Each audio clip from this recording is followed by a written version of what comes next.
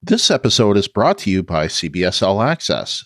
If you don't already subscribe to CBS All Access, please use our affiliate link by going to talkthroughmedia.com/CBS. Using our affiliate link gives us a little credit, which helps us to keep bringing you great content. U.S. residents only.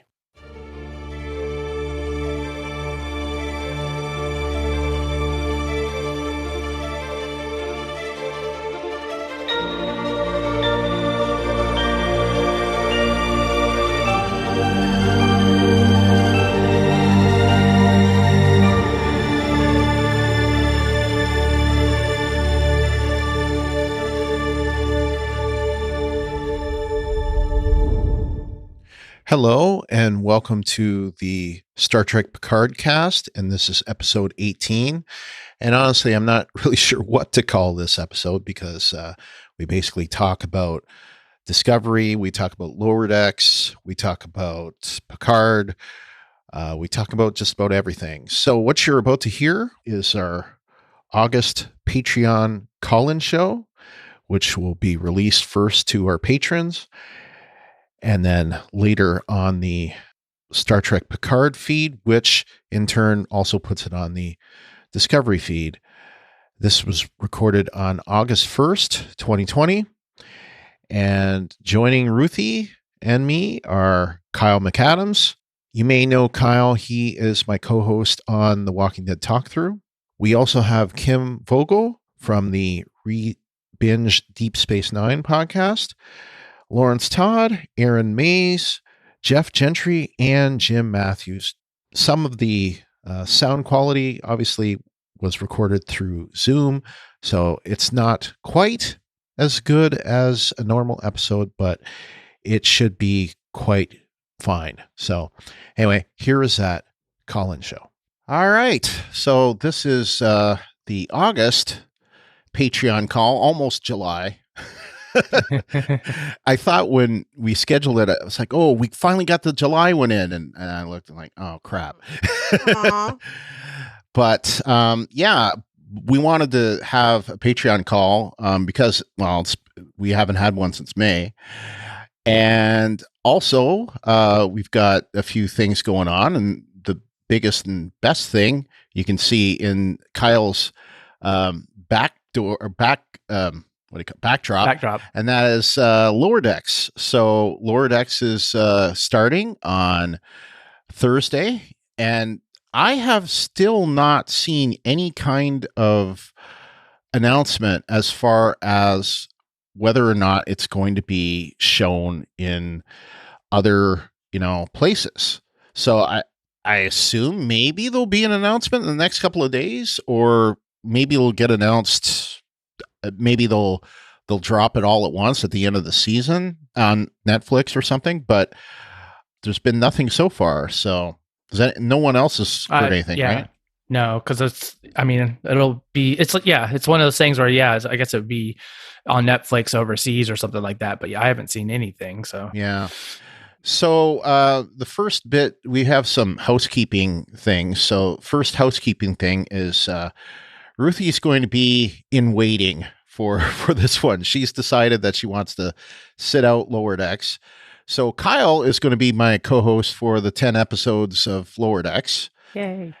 Now, one thing I want to ask you guys, and I may have to ask this later on because we've only got a couple of people that aren't like part of the network here, but I was thinking the best place to put it would be on the Picard feed, which would also put it on the Discovery feed and not start a separate feed for it. Do you guys agree with that idea? Is that okay with you guys? Any thoughts otherwise? I'm fine with that. So yeah. It just because it's not like we know, like, oh, we're gonna get 20 seasons and then it's its own separate deal. It's like, that could happen in the future, but right now we know there's gonna be a 2-season commitment. We know that, but we don't know beyond that. So it's supposed to be, I noticed here in the chat there, Jeff, it's 2380, which is great. Right after Nemesis. So That's perfect. It's almost it's only a few years beyond the timeline that you're looking at right now, Kim, and Deep Space Nine. Well, I guess it's a little that's in the 2360s, I guess, at that point. But yeah, so I know some of you guys know Kyle from the Walking Dead Talk Through, but those of you that don't, Kyle, and then there's also going to be some people that are going to be listening to this for the, on the other feed when I release it on the other feed. So anything you want to divulge about yourself? Well, I've just been eagerly awaiting something new to happen, and everything shut down. So it was like, when you asked me I've always wanted to join you guys on Discovery or, like in Picard, but obviously it's like we were doing Walking Dead. Right. And then they kept on running parallel to each other. Yeah. Especially with Picard, this time around, it ran parallel to it. So it was hard. And then that was kind of the thing. It's like when everything shut down, it was kind of like, okay, well, like we probably would have been in the middle of fear right now. And then it was like with everything shut down, and then it was like, it was like, okay, well, I got to take a step back to deal with my own stuff. So I've been kind of aching to get back to something normal. And Star Trek and the Lower Decks, I'm like, totally. It's not like something like, I'm a Star Trek fan, so I don't know if I haven't even know what's it all about, if there's what the discussion was before. I still have yet to get any of the Comic-Con panels and stuff watched. But, at the same time, it's Star Trek, and I think I'm just excited to do it. So yeah, I mean, there wasn't a ton on the Comic-Con panel, and we'll get into that in a bit, but there wasn't too much. The biggest thing that came out of that is it was not really an extended trailer, but an extended scene. I think it was the first couple of minutes of the first episode, and I thought it was actually pretty good. So I enjoyed it. And so anyway, Ruthie will be sitting this one out, but when Discovery comes back in October, she will be back on the podcast, and we will be having fun talking about the next 13 episodes of Discovery. Let's be clear. I will be on the Discovery podcast. You guys are doing whatever you're doing. Don't make it like I'm taking a break from the podcast. No, that's not what's happening here, Brian. You are just sitting out the Lower Deck stuff. That is content you've decided you don't want to have anything to do with. So, and that's fine. Sometimes comedy and science fiction is a bridge too far. What'd you say? Say that again, Aaron. Sometimes comedy and science fiction is a bridge too far. It's just I don't want to go into it again. But yeah, sure. I loved Galaxy Quest, and that was comedy and science fiction, and it worked well. All I have to say is, if you're confused by this reaction, just go back and watch or listen to, I'm not 100% sure of the episode number, but yeah, it was the episode where we talked about the two animated short treks and Ruthie's reaction to them. And that explains everything.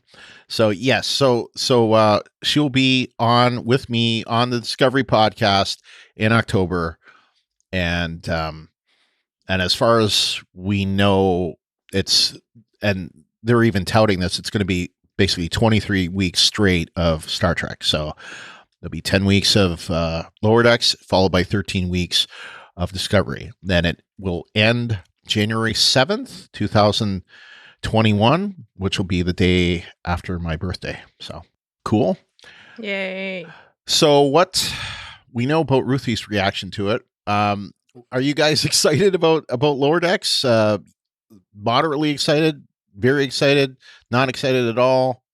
I'm excited. I mean, I'm excited just for the fact that we will have something new, on to watch. And I think one of my biggest things that, during all of this pandemic and crap, is just television has been kind of horrible. It's just watching Netflix and trying to catch up on other stuff. It's I just don't want to do binge of watching old stuff. It's like I want something new, and I'm interested to see how how this comes off. Is it more of like an Adult Swim kind of style, or like what people think of like, oh, it's an animated series? Oh, is it like many of those Fox ones? But I'm not expecting it to be like, oh, it's going to be hokey or like stupid, but hopefully it'll be entertaining and fun, and it's still see what they do in the world of Trek. So, and if we get 28 pages of feedback, I'm gonna because it's only a half-hour show. Yeah. So I'm thinking that the feedback will be quite a bit less for this. So it'll be good, because I imagine when Discovery comes back, we'll be back to those big long ass podcasts. Mm-hmm. Yeah. So what else can we talk about? Discovery. We finally got the date, and the strange thing, we didn't get the date during the Comic-Con panel, and I'm not really sure why. Anyone have a guess as to why? Because they have the most uncoordinated PR company on the planet. I'm wondering if there was something that they were waiting on that they couldn't announce it. That's my guess. Yeah. Probably that, but I would say it also could be because that Comic-Con panel was the most boring thing I've ever spent 3 minutes watching. Which one? Which part of it? The Star Trek Comic-Con panel. I tuned in and I was but I mean, you said 3 minutes. I watched the first 3 minutes and then I was like, that's it. I'm done.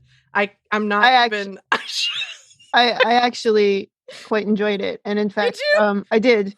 Oh my and in gosh, fact, I had very little interest in Lower Decks until I watched the panel. Because it was all 3 shows right in a row in the panel. Yeah. I mean, I wasn't super excited about the table read. I thought that was kind of cool, but I'd seen the show, so I didn't really need the table read. Yeah. But once they actually started doing a normal panel, which is what Comic-Con is like, and of course I'm desperately missing Comic-Con this year because I go every year. Yeah. I was really excited to see the panel. The irony is, if I had gone to Comic-Con, I never would have gotten into that panel because I don't stand in line all night in Hall H. Sure. So I was happy to watch it. So I quite liked it. And I especially liked the Picard panel. I thought Marina Sirtis was hysterically funny. Yeah. She was. I enjoyed the Star Trek Picard. I immediately switched over from watching the Star Trek panel to watching the Picard panel. And I was like, oh, this is so much more fun. Yeah, and that was still part of the whole thing, but it was, just was it a breakout or something? Yeah, they broke it out so that you didn't have to watch the whole thing. Oh, okay, because I was like, I don't know what's happening, but I started watching in the hour and 19 minutes, and I was like, I'm going to kill myself if I have to watch all of this. I don't know if I was doing something else and I wasn't really that into it. Yeah, and the funny thing, I thought originally I was watching it live until I looked at it and I saw that it had a time on it, like a total time, and then I realized that I must have been a couple of minutes behind it or something. But I think it was pre-recorded. It was pre-recorded because they showed clips of it on Twitter days right. before. Yeah, and it was, but they took down part of it earlier.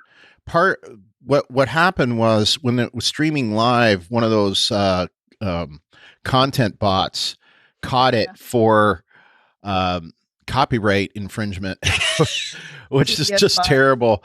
That's hilarious. The bad YouTube guys kind of made a field day of that. But yeah, I enjoyed the table read. I mean, I haven't gone back and watched the entire, because the next day they put on StarTrek.com the entire table read from the season finale of Discovery. But I did enjoy the part of it that was a part of the panel. I guess that was Act 1. So I enjoyed that. And they got most of the actors back for it, which was kind of cool.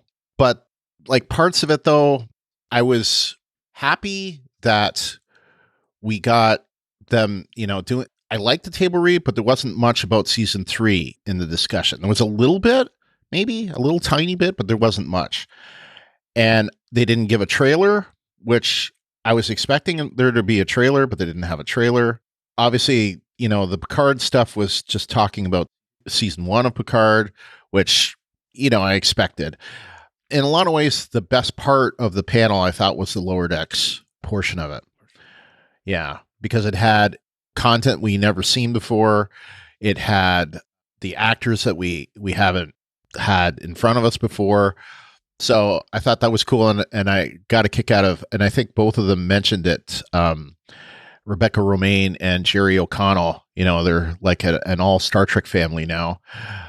He's voicing I think the commander on Lower Decks, and she's a commander on Strange New Worlds, and was number one on season 2. But yeah, so anyway, I thought that was good.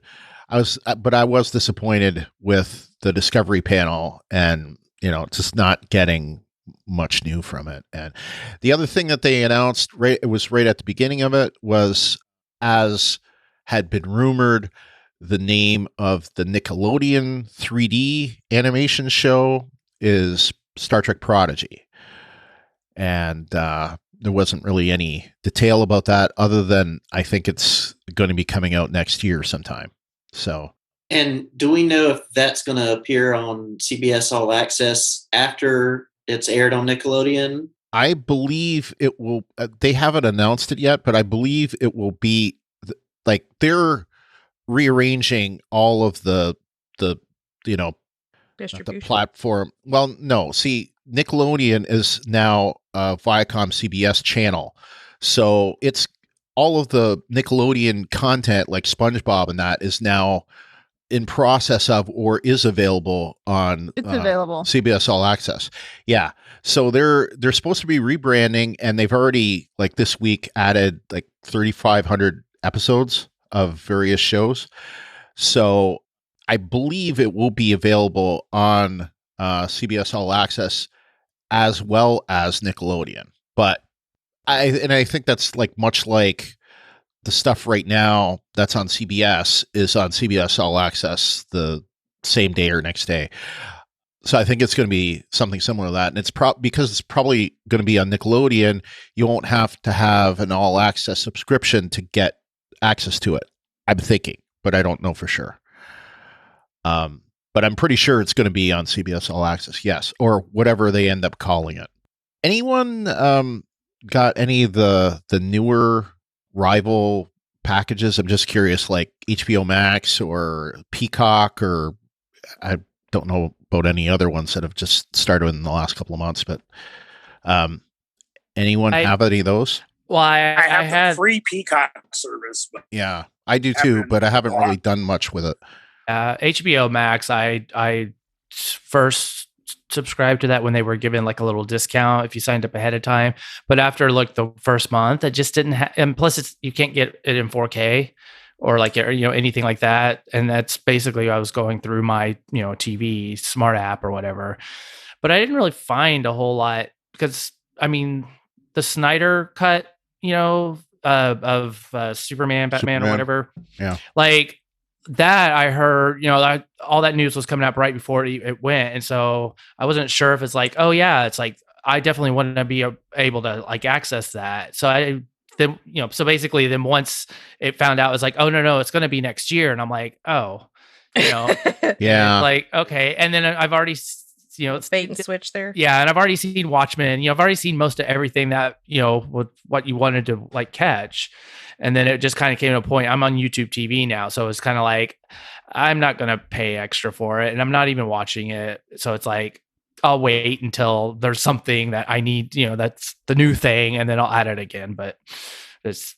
And they're killing off DC Universe because I've seen all of their programming elsewhere. Yeah, that's what I was about to say. I've got DC Universe, and they gave a discounted rate to get HBO Max at like $4.99 a month. So I'm doing that. But yeah, that's what they're going to do, is they're going to kill off DC Universe and move all that content over to HBO Max. So they have content. Right. They would not allow me to get the discounted HBO Max. I was already subscribing to HBO. I guess now is what it was for Westworld. Like the tail end of Westworld was when they announced this. And since I couldn't do that, I was like, forget it. Not interested. And as far as Peacock goes, I can't access that on my Fire Stick. So I was like, well, I guess they don't want people to watch on their TV, and I'm not interested in sitting in front of my computer to watch TV. So I was like, I don't think it's on Roku. Not going to do it either. It's not. Yeah, because I don't know why. I'm like, sideload it onto my Fire TV. Yeah, I didn't. I was like, I'm not that interested to try and hijack whatever. Yeah, and I think HBO Max is not on Roku or Amazon, right? Oh yeah, and I can get it. If it is, you couldn't get it when I was trying to look at it. I was a beta tester for the new TiVo 4K stream device, so I can get it that way. It's basically an Android TV device, so I can get it that way, and I can get it through my Chromecast. So I have a Chromecast and an Android TV. Well, unless Peacock is interested in creating their own streaming stick or service device or whatever, then I don't understand why they're being such babies about making deals with these people. Well, no, I agree, because I think they will. Yeah, I do. They wanted to launch. By the time they do, though, I have completely lost. Exactly. I'm like, I don't care. Yeah. I don't care about your service. You should have had all this figured out before you launched. Because if you want me to watch TV in front of my computer, yeah, that's right. And if they're going to be doing the new Battlestar, it's like that's going to be a huge demand. So you want to have it accessible on as many platforms as you want.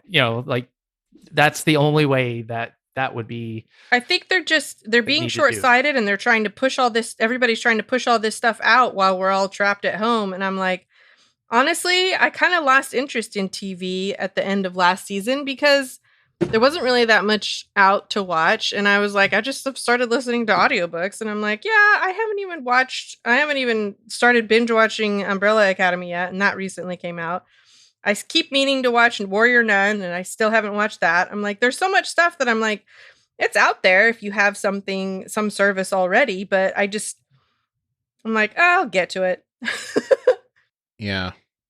Warrior Nun is hilarious. The ending's a little weird, but I'm sure the second season will fix it all. It looks funny. I do want to watch that, but again, I'm like Ruthie, where it's like I only have so much time. Yeah, to be able to try to put everything in, and so it's just like as long as it stays there, then we'll add it once we. Yeah, and I really haven't. I know a lot of people have done a lot of watching streams, but okay, I have a very weird person waiting. It's a bunch of. Do you guys see that? I see it. Yeah. Okay. So I'm going to admit them. I'm going to admit them, but we may have to remove them right away. So let's see what happens. This is fun. Yeah. Surprise. I don't see that. Oh well. Well, you do now. Oh. What's up with your screen name? Jim, your name is a bunch of gibberish. I saw it. Who is that guy? I saw it and I thought we were getting hacked. I was hoping we were getting hacked. I was all excited. I know, right? Like, ooh, we're getting a spam bot. Yeah, so anyway, just for you guys that joined us late, I'll just recap. Kyle is going to be doing Lower Decks, and Ruthie will be doing Discovery when it comes back in October. So we're gonna put Lower Decks on the Picard feed. So if you're listening to us on the Picard feed, you're good. If you're on the Discovery feed, that gets everything that's on Picard, so you're also good. So I figure that's probably the best place for it, since it's in the same. It's a next gen era, so it makes sense to be related to Picard. So, but I decided not to make another podcast stream on there. It just I didn't think it was worth it, because I figured it'd just make it easier for everybody to not have to subscribe to something else. So that was the idea. At this point, there's so many Star Trek shows that you may have to do it on one feed. And we may do that at some. Well, we pretty much have done that with the Discovery feed, and we may rename it and just call it our Star Trek talk through podcast or something. But for one, I need to get new artwork done, and also it's just the time to do all that. But But I figure right now, just make it easy for everybody and just put it on both feeds and we'll be good. So there's that. And also for those of you that weren't into this, Mark, just an announcement, like the housekeeping announcement. Mark will not be joining us when the Walking Dead talk through comes back. He is no longer affiliated with the network. So when the Walking Dead or Fear or World Beyond comes back, it'll be Kyle and me doing those as well. So so you can still listen to him on Panels to Pixels with Steve Brown, and we wish him well, but we're no longer affiliated with him and he's no longer affiliated with us. So and what else can we get into? I had a whole list of things. Of course, I can't remember any of it now that I'm on. Did you write it down? On with you guys. I did hear they had Strange New Worlds kind of get fleshed out for 10 episodes, but I didn't hear anything about any filming or a second season of drawing Lower Decks or any of that. Right.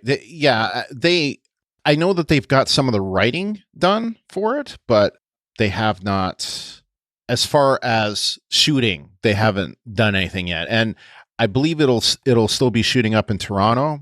So it will probably be, the way I think it's going to be is, because originally what they were talking about is they were going to go right into season 4 and do seasons 4 and 5 together shooting.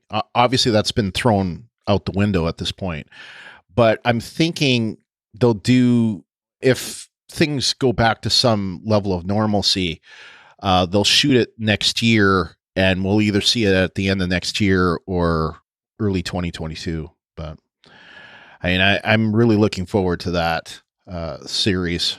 Well, I understand Canada has kind of figured out this pandemic thing. Not us or anything. No, but they've sort of got it square.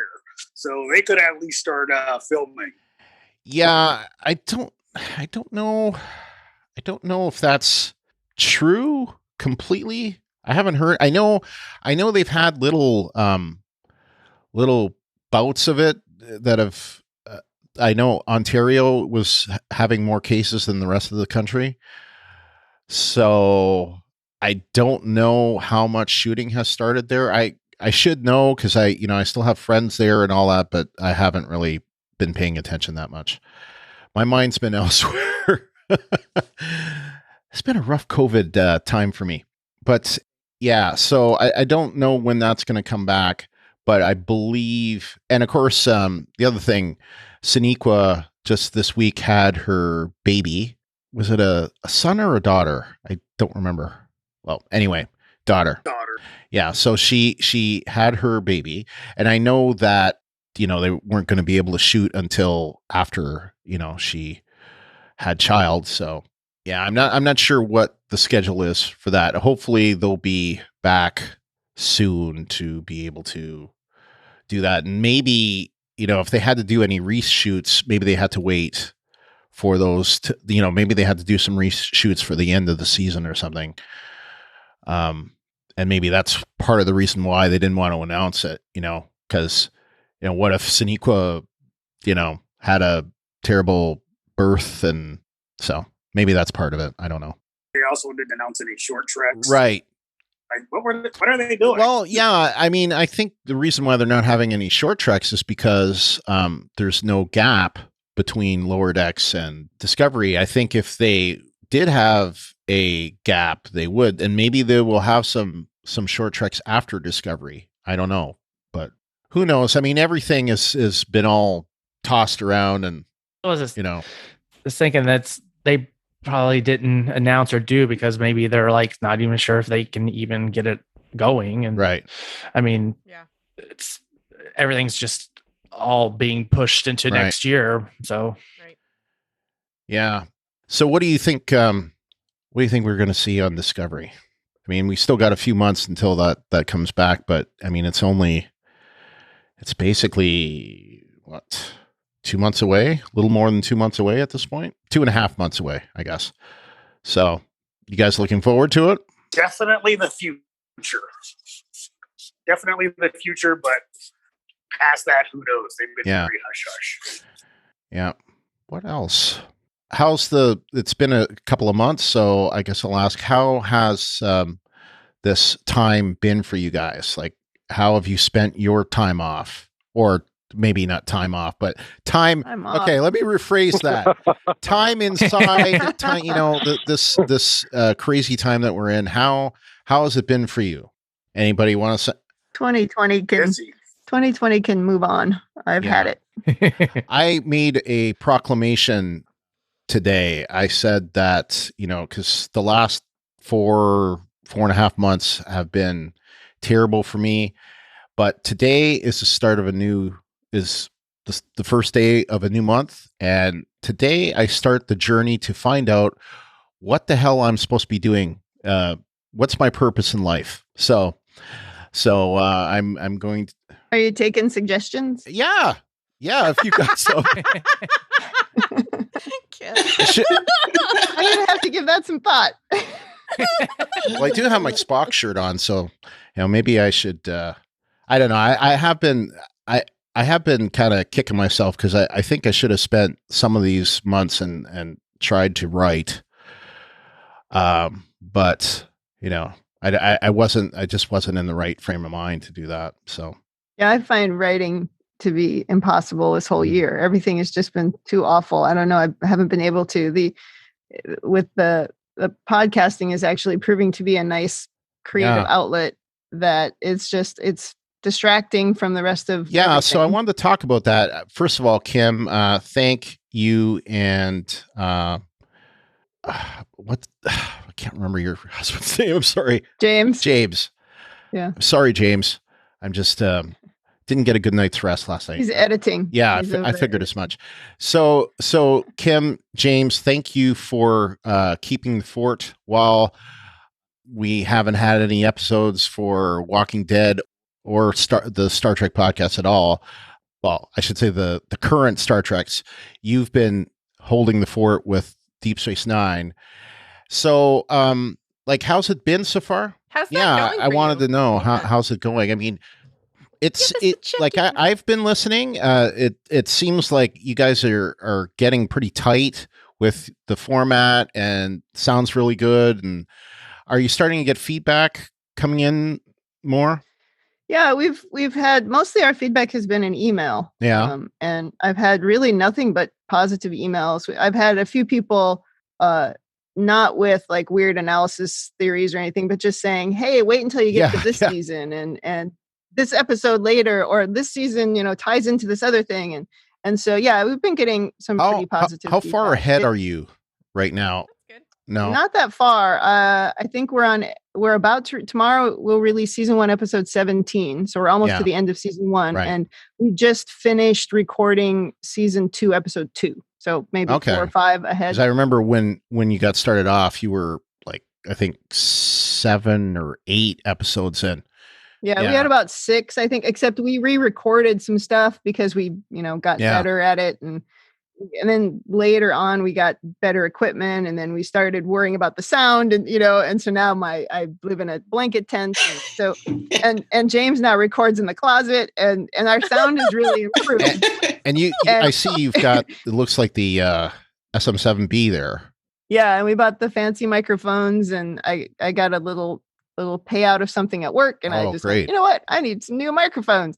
But the thing about these is it picks up every sound in the entire house. It's insane. So we shut everything down. If you live in a place that's hot though, because that air conditioner just 100%. You can't have a fan or the air conditioner or anything. This is the SM57 with the like presidential windscreen, and it's basically the same capsule that the SM7B has. And the reason why I stopped using this is because it was picking up a ton of echo, and it was also picking up like you said, like if my wife had the TV going or the fan, it was coming up on the, it was just too sensitive. Where like I actually the microphone that I'm using now is actually, I have to do it the opposite way. The microphone that I'm using now, is the first microphone that I had, the AT2500 from Audio Technica, and that has served me well. And the great thing about it that I love is that I have it XLR and USB, so I can record it both ways. It's great. Both Ruthie and Kyle have like the sister mic to this mic, but it's basically the same mic. And yeah, it's been really good. We've learned things like at Sunday at 6:00, our neighbors get the leaf blower out. It caught us twice when and you can't hear it. Like I can't hear it in my headphones, but I'll start to see it on the recording. I'm like, what is that noise? And I'll go, oh man, that leaf blower's back. So yeah, the microphones are more sensitive, but it does sound better, and I'm happy we did it. It just took us a while to get it working, and James didn't want to buy a cloud lifter. He felt like the equipment, the materials in the cloud lifter were too expensive, so he spent a couple weeks building his own. How did that go? And so good. It's actually connected right now. Let's see if you can kind of see it. It's his own. I don't know if I can quite get this thing. Is not quite long enough. It's right here. Yeah, he built that himself. Yeah, two of them, obviously. We talked about that. So, like, how much would something like that? I don't know. I'll have to ask him because I might be willing to pay for materials and a little more, and he could. I think the materials were quite cheap. Yeah. It just took him a while. It took him a few iterations. I know. I mean, if anybody wants to build their own, you could do it if you're willing to. I'm not trying to turn this into a business. I'm just enjoying watching Star Trek. But it's worth saying that there's a lot of businesses that are getting formed in this time. It is a time of radical upheaval of several things, but that's also usually the time when new businesses and new things, like look at Zoom and the rise of Zoom and TikTok, which hopefully will still be a thing. By the way, and all delivery services. And I'm saying this not just for you guys, but for anyone that's listening to this on the podcast after the fact, I have been doing a crap ton of TikTok, so go follow me, please, because I'm going to start doing daily, with actually even more than daily, Lower Decks content and that on my Brian Malash TikTok feed, assuming TikTok still exists after today. Yeah, because I don't see how that can even happen. I mean, there's been talks that Microsoft is going to buy it. Buy it, and that ByteDance would be divesting its shares of it. So if that happens, I think it'll stay, but otherwise it's gonna be gone. It could be gone when we end this recording. Who knows? But I'm sure it'll be around, but who knows with our current officials? Yeah, they might just offshore it somewhere. I mean, I think it's one of those social media services that has just like exploded, just like Zoom during this time. And I found it. I didn't even have an account in May, and I didn't do much in May at all, and very much in June. In July, on July 1st, I only had 19 followers, and let me do a check. As of today, right now, I now have 5,430 followers on there. So. And compare that to Instagram, where I have like 168 or something like that. It's pretty bad. Let's see. Any predictions as far as Lower Decks? Anything you want to see in Lower Decks? Well, I mean, is it going to be serialized, or is it going to be is it just all like random episodes, or is it going to be like one like arc? Or I haven't really seen much more than just like, oh, hey, it's coming out. But to me, it looks like a Family Guy for Star Trek. Yeah. So every episode individual. Yeah, I'm not sure. I think it may be serialized, or at least a little serialized compared to, what we would see in Next Gen. But beyond that, I don't know. I haven't heard too much about it as far as, what they're planning. Yeah, I've never seen an episode of Rick and Morty, Shocker, I know, but I'm hoping it's okay. I have seen a few. I liked what I saw. I've seen like the first, I don't know, 8, I think, episodes of season 1. But I liked it. I just got busy with something else, and then right now we don't have we dropped our Hulu for the moment. So yeah. So I can't really think of too much else. Anybody else have anything they want to add? I figured we'd go at least an hour, so we got about 10, 15 more minutes. Are you all looking forward to the show? Lower Decks, yeah. I don't know what to expect. I think it's going to be different than what we're used to, and that's for sure. So I mean, I don't have any kids, so, but it's supposed to be an adult animation. So I don't know. I'm hoping it's good. I'm hoping it's, like what I've seen of Rick and Morty, I've enjoyed. Beyond that, I don't know. My friends love Rick and Morty. I find it unwatchable. So I love Rick and Morty. I didn't expect this Lower Decks to be for me, and that's okay. I don't mind, but I'll watch it and see if I like it. I did quite enjoy the panel, and the panel made me more interested in it than I thought. So I'll watch it. I'm not really that interested in it. I don't really think it'll be my cup of tea, but I might check it out, which is why when Brian was like, "So are you going to podcast with me?" I was like, "I thought we covered this." You got to hand it to Kurtzman. He's at least willing to try something new here and there. Totally, and I think I think that's the good part of this is, it might not work. It may end up being a total turd, but it could work. And if it does work, great. And if it doesn't work, then nothing ventured, nothing gained. And maybe some other type of animated show would work. Like maybe if they did next gen animated and they played it more, to the, much like, how for those of you that have seen it, and I know a lot of people haven't, the animated series, that was very akin to the original series, but it was animated and it wasn't all that kid-like, but I mean, it did have some characters that were more kid-like, I guess, but there were more adult stories in it. And that was my first Trek, actually, the animated. Well, I did see some of the old episodes in syndication, but my first Star Trek that I watched as it was coming out was the animated series. So, yeah, I think it just opens up the universe to something new, to say, it's more than just TV series and movies and books, and to say, yes, animation is part of our history. And so let's explore how we can live in this universe in ways that are different than what we've done before.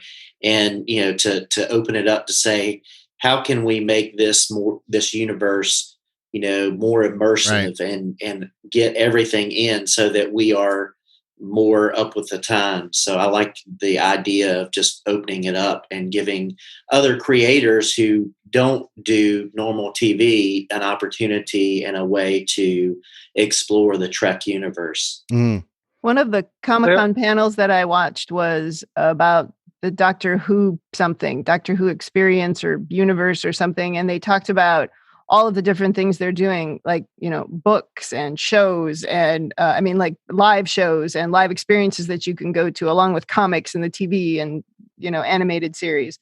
And I'm cool with Star Trek doing that. Throw it all at me, throw it all out there. I'll try it. You don't think they're muddying the waters a bit? Nah. If I don't like it, I'll watch something else. Yeah. And I know exactly. Wes has brought that point up a couple times, like in roundtables and that. I think diversifying what Star Trek is a good thing. Like, I think this Nickelodeon show is a great thing because it's going to go after, children, maybe not like really young children, but, like preteens or, whatever market that's going to hit. And indoctrinate them early. And that's something that hasn't been there, but it has been there in things like Star Wars. The Marvel universe. They've had shows like that they can use to bring in kids to that, and Star Trek hasn't had that. So I think them bringing in those kind of shows is a good thing. I think we need to see more diversity. I think something like The Trouble with Edward, I'm thinking that maybe that's what this is going to be, except in an animated form. But we'll see. But I wouldn't mind to see something more comedic in, like, as a regular series, again, just to see if it would work. And well, we know it works. Right. Look at Orville. Orville's a comedy in a Star Trek style universe, and it works perfectly. It's done well. My problem is, to me, they're losing their intellectual quality. I mean, it's just like having the remote back with Picard. I can see them having comedy, but are they going to have the intellectual aspect, which is the part of Star Trek that I truly enjoy, or are they going to whitewash it with some comedic effect? Mm-hmm.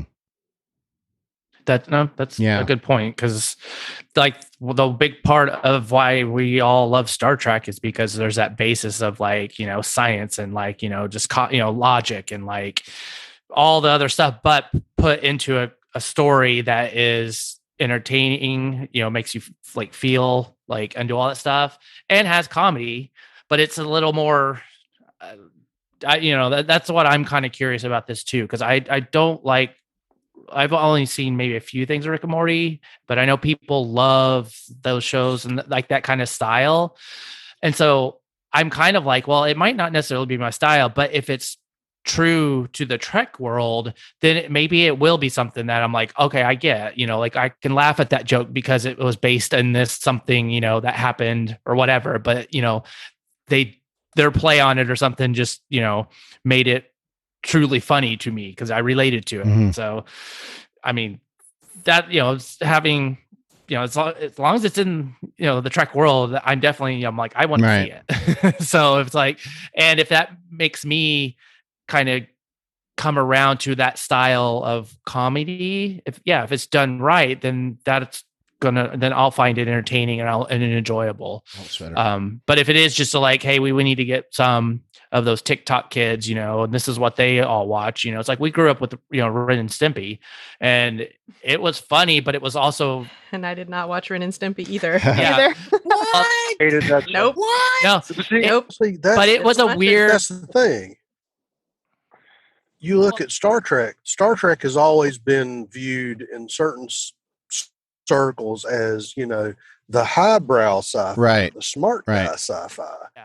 So it's always had that cachet of, well, Star Trek's not going to appeal to the lowest common denominator as you look down your nose and try to sound snobby. And I think that's that's the thing that people are kind of worried about with the comedy parts, and that's why people have sort of bucked up against it. And I'll go on the record. I don't really like the Orville at all. It's just not been anything I've enjoyed. I haven't really watched it, so myself, I never got around. Yeah, well, I made it through like the first. Kyle, you haven't seen any of the Orville yet? I saw like a few episodes when it first started, but yeah, I was kind of, it didn't catch my attention. I kind of was like, it was like, whatever. But then I know it was like, then everybody started going off about it and saying, oh my God, it was amazing, this and that. And I was like, well, maybe I should go back and like get back into it, but I just never did. So it's the same for me. I started it and just kind of went, James loved it. I don't know about amazing. I thought it was funny. I really feel like I'll make my warning now. Willing to evolve. Say that again, Kim. I said Star Trek has to be willing to evolve, because as I watched Deep Space Nine, granted it was aired in 1993, there is some sexist crap in that show that is really upsetting. And I don't want to go back to that because it's Star Trek. I want us to keep evolving and keep going forward and keep getting better. And sometimes you're going to throw something at the wall and it's still going to suck. It's going to suck in a different way. But if you don't try that, it's not going to evolve. Right.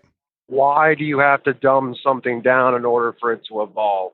You don't. You don't. You might, like I said, you might not like it, but it might be for someone else. I don't know. I think my main issue from the Spore Drive, to Discovery to the, might as well just say the Sonic Screwdriver from Picard, and now we've got this. I'm worried that we're trying to grab on the masses, which is fine, but don't forget about the people who've been fans from the beginning. But the people who've been fans from the beginning are gonna die. You gotta keep going forward. Well, you're not wrong. You have to hold on to the core crew. You have to keep finding new ways. I think we could get some mileage out of the Spore Drive just by explaining a little more. Have some things go wrong with the Spore Drive, and then they'll have to say, realign the iambic pentameter or something. You know what I mean? Yeah. Technobabble.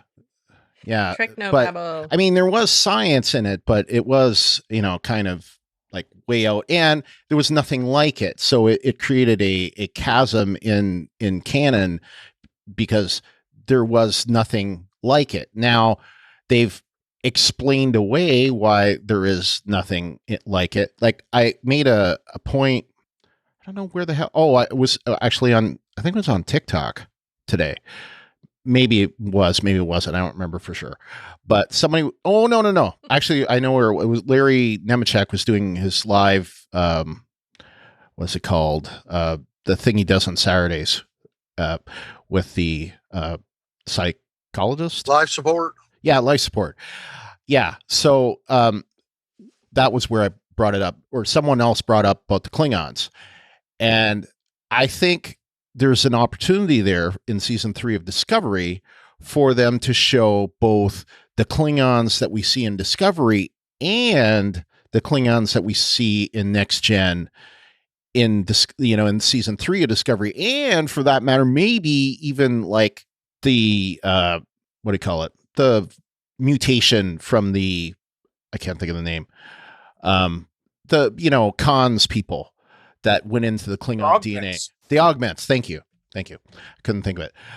Yeah. So maybe you could have some smooth head Klingons with, completely smooth, mostly human, with, the Discovery type Klingons, with the Next Gen type Klingons.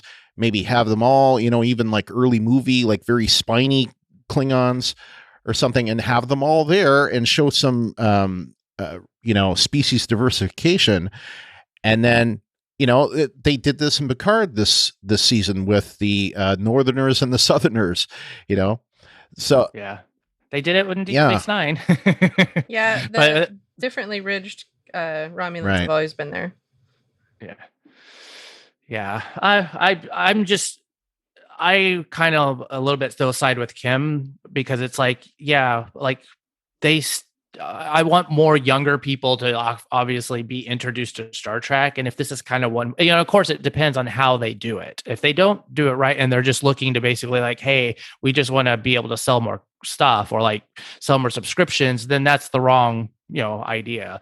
But if it is to kind of try to lure someone younger that might have never even be like, oh, Star Trek's stupid or whatever, but then this somehow bridges that gap, then I'm all for it. Because, at least that's what I hope. And I'm hoping that as an old Trekkie as myself, that doing it in a different way can still relate to me, and then I can enjoy it. And that's my question with the whole. I think it's going to be fun, you and I doing this, because I mean we've done shows together, just the two of us, doing Fear. That was a lot of fun. Season 3, the best season of Fear. Yes. Then, Mark, Kyle, and I did seasons 4 and 5, but it'll be good for you and I to just do it together. And like, if one of us can't do it one week, we'll see if we can get like a guest host to come in or something. And we may, occasionally bring in someone. We never did do a round table. And I think a lot of that had to do with the fact that we weren't terribly impressed with the end of Picard. So that was kind of. I'm crossing my fingers it'll be better in season 2. Yeah, I do too. Me too. And there was a lot. I've gone back and watched it twice since the season was over, and it gets better, but I still gets better before it gets worse. Yeah, I still found the two episodes that I really didn't care for that much. I should say the episode 4, the one that I really didn't like at the beginning, where I had all these problems of this is not my captain. I got over that fairly easily, but I still had issues with 9 and 10 for a lot of the same reasons, Jim, that you mentioned, like the sonic screwdriver thing, the Quaker Instant mind meld. That really bugged the hell out of me, and it still does. But I can give it more of a pass on subsequent watches. But if I have to, I've gone also back and watched season 1 of Discovery. I haven't completed it yet, but I have seen the first, I think, 11 episodes of season 1 of Discovery, and I think it might be better than season 1 of Picard. I didn't think so initially, but going back and watching it again, like it just from, I'd say, episode 6 on, and that's the one where Burnham and Sarek have that thing in his mind. From there on, it just gets better and better and better. The last 2 episodes aren't that great, but so 6 through 13 are outstanding. So on the whole, I think Discovery season 1, because of those last 2 episodes of Picard, I think it's going to get the nod. And Discovery season 2 is just way better than Picard was. That season just blew me away.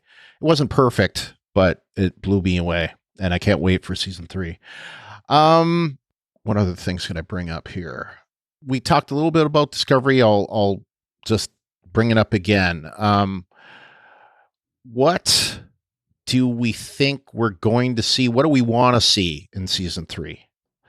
I think we're going to see a dystopian. Mm-hmm. They've been pushing on the bad side, especially, from what I saw from Picard this last season, the Starfleet recoiling into themselves. I can easily see them showing that there's a brave new world, but there's some type of menace within Starfleet, some type of dystopian where they're trapped or something to that effect. Something negative. I can see a very negative viewpoint for Starfleet. I didn't read the whole article, but there was an article that came across me yesterday about how if you want to get a glimpse at what we might see in season 3 of Discovery, take a look at Enterprise. And, the whole temporal Cold War and all of that stuff. I wouldn't be surprised if we have that kind of thing go on. We may see temporal agents. We may see, perhaps it was that whole thing that creates a dystopia. And or maybe Discovery and the Red Angel itself was the thing that started it. Who knows? But I think that makes sense, that it could kind of be a big part of that storyline. I'm just hoping that we get 13 tight episodes. There's no excuse at this point for them not to be tight. They can edit the crap out of them right now because of all the extra time they've had. I expect it. I want it to be outstanding, and I expect it to be the best season of Star Trek yet. And if it isn't, I don't know what I'll have to say. So do you think, from what you're saying, like the temporal, so like Voyager's like the yeah, and Voyager had a lot, had the agents from the 29th century or something like that. There was some of that in there. Well, yeah, or the year the year from hell or whatever, where it was like this one person was like changing things, and it was like one of the most outstanding episodes. Yeah. But it's like, I mean, it could be interesting if it's something in that kind of realm. One of the things I really want to see is the character. What they gave us in season 2 is a look into some of the characters' lives, digging a little deeper into some of the people we had seen on screen, but not fully getting, in season 1 who they were, but getting us those little pictures into some of the crew that we have seen on screen and getting to know them better so that we have more of a connection outside, the command group. So that's one of the things I really liked about season 2 is the dig deep into a little more of the characters as we go through the storylines. Not it's, a dedicated episode on a particular crew member, but we get to see throughout the season bits and pieces about particular crew members so that we have more of a connection to the overall crew rather than just individuals. Right. And what I'm hoping we don't see again is something like we saw with Arium, where we had this 9th episode that was outstanding that had her, featured in the episode quite a lot, and her death, spoiler for anyone who hasn't seen it. And but unfortunately, they didn't build up the character like they could have. And to me, yes, it was a sad ending and very effective, but imagine how much more effective it would have been had they taken the first 8 episodes and built up that character so that it would have just hit us that hard when she died, So to me, instead of feeling like a red shirt. It was kind of red shirt, but it shouldn't have been. It should have been more like when Tasha Yar, or not, I wouldn't say this. Wouldn't have been this big, but like when Jadzia died in season 6. I mean, to me, that was like the biggest crushing death. I even get a little emotional just thinking about it. Spoilers. Yeah. Oh, oops. Well, you know about it. Yeah. Yeah. I know some of the big ones, but there's a lot I don't. Death of her, death of she died. Actually, Ken, that's a question I wanted to ask you. So you turn off DS9 after you said the first 3, right? So now you're into season 2, and you've released the first 16 of season 1. Mm-hmm. How are you liking it now? The first 3 episodes of season 2 are great. Yes. Okay. I mean, at the end, at the very end of my notes from episode 2, I wrote, "Well, crap! Now the show is good all of a sudden." So yeah, I never got that far and you covered it, but like my favorite early episode from Deep Space Nine was Duet, and that showed me how good the show could be. Yeah. And if you guys don't remember which one that is, that's the one where Kira is trying to bring in, this war criminal, this Cardassian, Goldar Heel. And, it's this guy that's claiming to be Goldar Heel, and I won't finish that. It's 27 years old. Maybe I should. Yeah. I've seen it. But anyway, it turns out, he's not. So, and that was Maritza.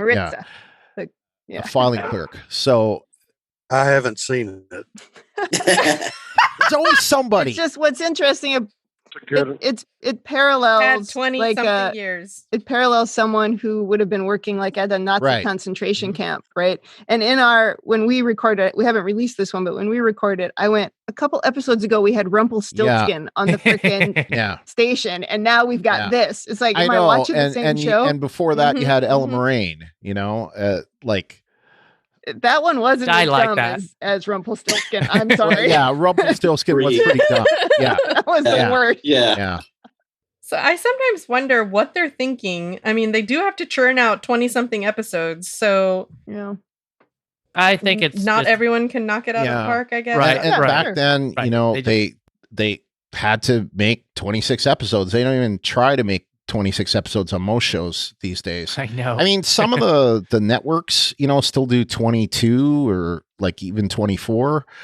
But 26 is, especially for a show as intense as Star Trek, nobody makes those kind, And that's why I find it so much more disappointing that we got 10 episodes of Picard and not all of them were outstanding. Yeah. I'm like, you only had 10 episodes. Like, I watched The Blacklist and they've got 10 episodes at least out of their 20 something that are outstandingly stellar episodes. But that would only work if they actually made 20, but then only released the good ones. Yeah. Then it would work. Still, though, you only had to focus on 10 episodes. You only had to write 10 episodes. Job. You only had to create 10 episodes. You only had to direct and produce 10 episodes. And these other shows, the same. Yeah, and these other shows that have to churn out 20-something episodes can do better. Like, I don't understand. It disappoints me. Like, for example, I don't understand why they had to. You brought it up, Jim. Why they made all the ships in that last episode the same class ship. Now, well, someone else pointed out that was probably more likely. I can't remember who did that. What I've heard them say is supposedly it's not one class, it's four classes. But to me, it's like the Miranda class and the Soyuz class. They're identical. So if they are different classes, they're like just very, very, very minor differences. But one's running Mac, one's running Windows. But to me, it's like if they needed that, like you would think, why couldn't they go to get some models of Star Trek ships? If they couldn't produce them in enough time, get some models of Star Trek ships, buy some models from like Star Trek Online, and put those in. From some collectors. Because that some people that are into Star Trek Online, they would have lost their if they had their favorite ship in Star Trek Picard. But because that supposedly takes place like in 2410. So it's totally makes sense that it could have. But, whatever. It's not licensed that way, whatever. But I don't know. It just doesn't make sense for them to do that kind of thing. But, all right. Any final thoughts before we end the recording? So just, again, I think everyone's been on, has heard me say this. So Kyle will be my co-host on Lower Decks. It'll be on the Picard feed as well as the Discovery feed. So you'll get it that way. We will have this episode to patrons first. We'll put it on before the Lower Decks comes out. So there won't be that much of a gap between them, but we'll have that on. And that's about it. We do know that the finale for Walking Dead is supposed to be on in October. So we know that that's going to be something that Kyle and I will be covering. And Mark, no longer part of the network. So can't think of anything else. Yeah, so there's 23 weeks of Star Trek coming soon. And that's it. So before I stop recording, I'm going to just go here and take a screenshot. I'm going to take another screenshot because I didn't warn you guys. Okay, so I'm going to take a screenshot. So, everybody smile. Okay. Okay, we got it. All right. So how long can I smile? Okay, so I've stopped recording. You guys can stop recording as well.